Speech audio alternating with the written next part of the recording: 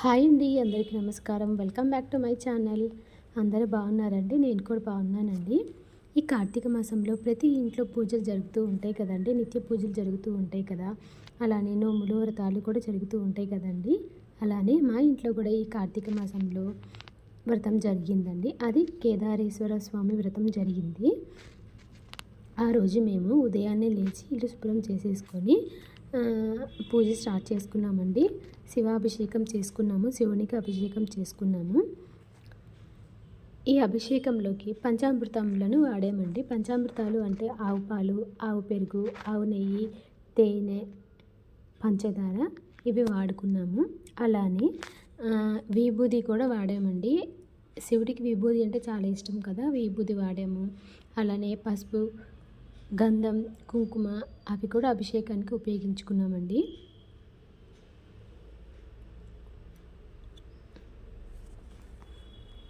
ఈ అభిషేకం చేయడానికి ఖచ్చితంగా 1-2 గంటలు టైం పట్టిందండి మాకైతేను. ఈ అభిషేకం అంతా అయిపోయిన తర్వాత అలానే 5 రకాల పళ్ళతో కూడా అభిషేకం చేసుకున్నామండి. 5 రకాలంటే దానిమ్మ పండు, మన ఇంట్లో ఏ ఫ్రూట్స్ ఉన్నా కానీ ఆ ఫ్రూట్స్తో చేసుకోవచ్చండి. 5 రకాల పళ్ళు ఏవైనా ఉన్నా కానీ అలా పళ్ళతో చేసుకోవచ్చండి. మేము కూడా అలానే చేసుకున్నాము. ఇంకా తర్వాత అభిషేకం అంతా అయిపోయిన తర్వాత శివునికి అలంకరణ చేసుకొని ధూపదీపాలు, నైవేద్యాలు అన్నీ పెట్టేసుకున్నామండి.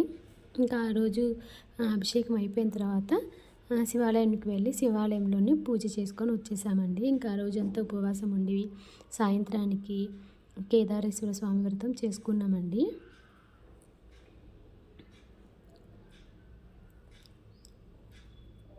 ఈ నోములు అనేవి చాలా మంచివండి చేసుకోవడం వలన.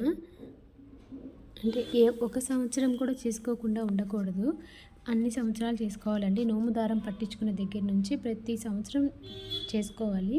ఏదైనా ఇబ్బంది అయితే ఆ సంవత్సరం తప్ప మిగతా సంవత్సరాలన్నీ చేసుకోవాల్సిందేనండి.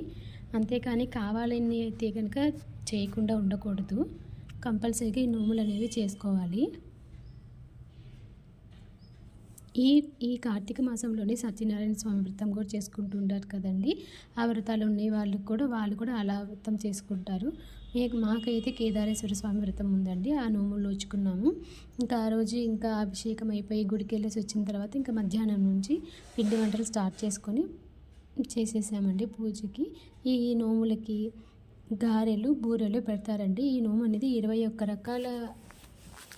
రకాలతో చేస్తామండి. అంటే 21 రకాల తమలపాకులు, 21 రకాల వక్కలు, ఖర్జూరాలు, 21 బూరెలు, 21 గారెలు, అలాగా ప్రతిదీ 21 అనే సంఖ్యతోనే పెడతాము స్వామివారికి. ఈ పూజలో నోము తోరాలు ఉంటాయండి. ఆ తోరాలకి పూజ చేసుకొని ఆ పూజ అయిపోయిన తర్వాత నోము తోరాలు కట్టుకోవాలండి. ఆ తర్వాత కట్టుకున్న తర్వాత పూజ అయిపోయిన తర్వాత వ్రతం అయిపోయిన తర్వాత భోజనం చేసేసుకొని ఒక అతిథిని పిలిచి భోజనం పెట్టాలి అతిథికి. అలా పెట్టితే చాలా మంచిదండి. మేము కూడా ఆ రోజు అలానే చేసాము. ఈ వ్రతాన్ని మేము 2వ సోమవారం నోచుకున్నామండి. చాలామంది పౌర్ణమి రోజు కూడా నోచుకుంటారు. ఎవరికి వీలైనట్టుగా వాళ్ళు నోచుకుంటారండి. మేమైతే ప్రతి సంవత్సరము 2వ సోమవారమే నోచుకుంటున్నాము. కుదిరిన పక్షంలో 4వ సోమవారం నోచుకోవచ్చండి, లేదంటే పౌర్ణమి అప్పుడు కూడా నోచుకోవచ్చు.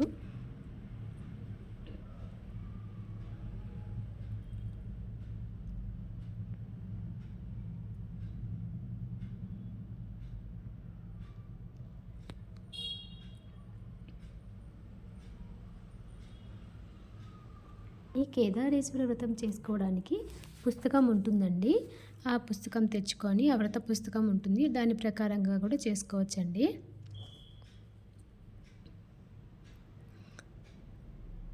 ఈ వీడియోని మీకు చూపిస్తున్నానండి. మా ఇంట్లో ఎలా జరిగింది ఏంటి అనేది మీకు చూపిస్తున్నానండి. అభిషేకం వీడియో చూపిస్తున్నాను, అలాగే పూజ వీడియో కూడా చూపిస్తున్నానండి. మీకు కనుక నచ్చినట్లయితే ప్లీజ్ లైక్ చేసి సబ్స్క్రైబ్ చేసుకోండి. అలానే షేర్ కూడా చేయండి. Thank you.